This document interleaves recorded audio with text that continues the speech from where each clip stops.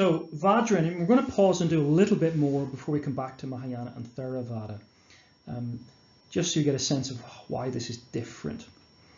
So Vajrayana is diamond way, or vehicle of lightning bolt.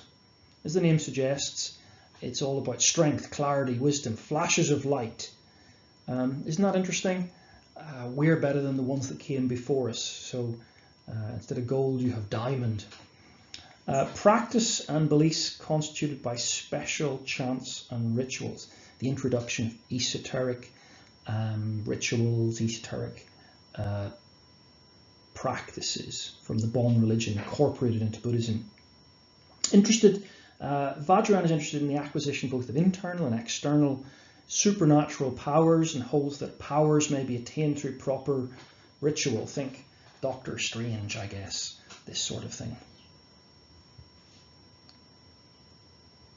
And here I think we have Avalokitesvara in our image of a bodhisattva. The homeland of Vajrayana is Tibetan Buddhism. And Tibet has had a difficult history in the last 60 or 70 years, being invaded by China in the 1950s. The Dalai Lama had to flee to India to set up a government in exile. Many were killed, and many others are now living in exile in India and elsewhere. The origins of Vajrayana Buddhism is in its influence of the pre-Buddhist religion, the tantric practices of the Bon religion. Named tantric for its scriptures, which are called the tantras. The word tantra means spread out. Tantra is taught that the body and all its energies could be used to reach enlightenment. And tantric Buddhism shows the influence of Hinduism on emerging Buddhism of the 750s. There's a picture of the Dalai Lama. He's the 14th reincarnation of the original Lama, and is, well, the word Lama means guru or teacher. That's a Hindu word, isn't it? It's an honorary title used for all monks. They're all lamas. The Dalai Lama is perhaps the most important figure in Vajrayana, because it's an institution of lamas, a hierarchy of teachers, a clergy headed by him. The word means an ocean superior one, and is believed to be originated in the incarnation of prominent bodhisattva. The lineage is believed to continue through the reincarnation or rebirth of one Dalai Lama to the next. When he dies, his successor is found as his new incarnation and trained. And notice the idea of the Lama remaining in the world to help others.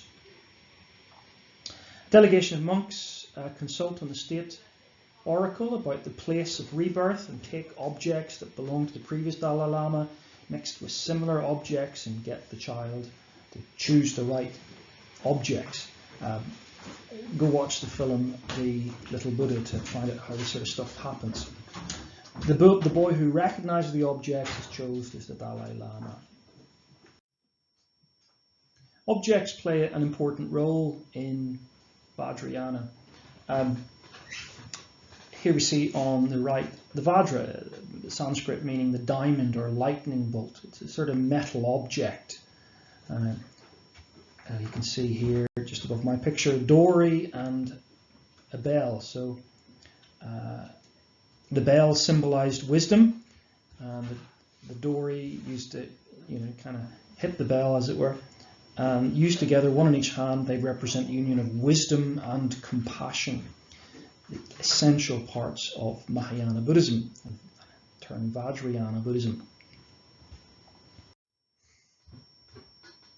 How do you achieve enlightenment, or the goal in Vajrayana Buddhism? Well, through murderers.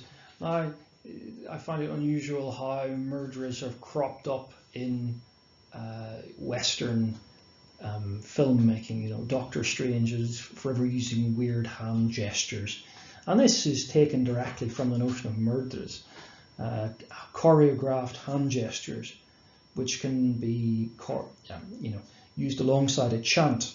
And this is pre-Buddhist. This is the Bon religion influence in Buddhism. For example, the right hand is extended with the palm outwards and the finger pointing up is the mudra of blessing, as you can see in the picture here.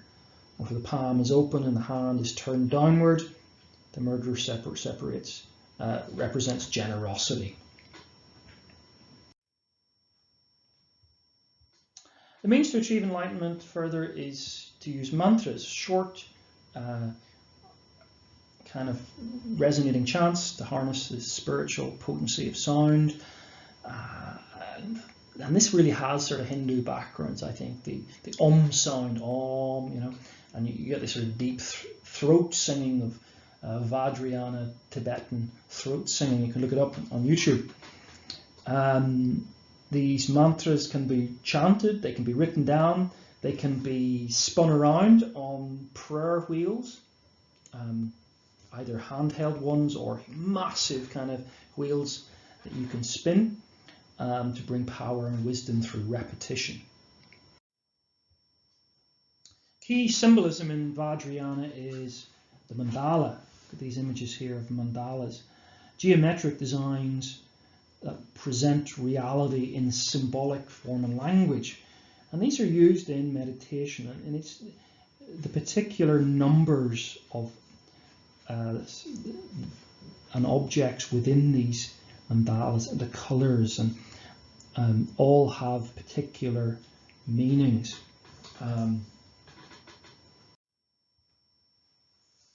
The emphasis in Vajrayana then is that human beings are attracted to the world through vivid images, sounds, tastes, rituals, etc. And what's unusual about Tantric Buddhism is it believes, rather than what Theravada would say, in kind of repressing or getting rid of desire, you fight fire with fire. You confront worldly attractions through other embodied desires, paintings, charts, rituals. You think of how colourful and how energetic they are. How does it fight fire with fire? It harnesses desire and turns it against itself. Doing this is to detach from the attractions they are confronted with. So it's like aversion therapy, as it were. So you use the fight fire with fire. The mandala is Sanskrit for circle, a polygon, a community, a connection. It's got 4 gates facing the 4 corners of the earth. This geometrical art form, which is used in meditation, represents the entire universe, the palace of a deity, even of the self. A common form is a circle within an enclosed square, or a series of circles and squares that grow smaller and smaller as they come closer to the center of the design. Another form looks like a checkerboard of many squares. For some ceremonies, monks create the mandala in sand and then destroy it at the end of the ritual, expressing vividly the Buddhist teaching that everything must change, anicca, and a bit of revision there.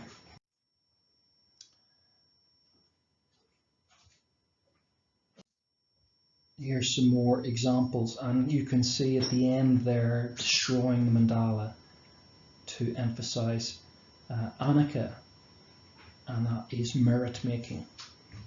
Often the sand is collected and poured into a stream to sort of wash the blessing to everyone. So that's Tibetan Vajrayana Buddhism.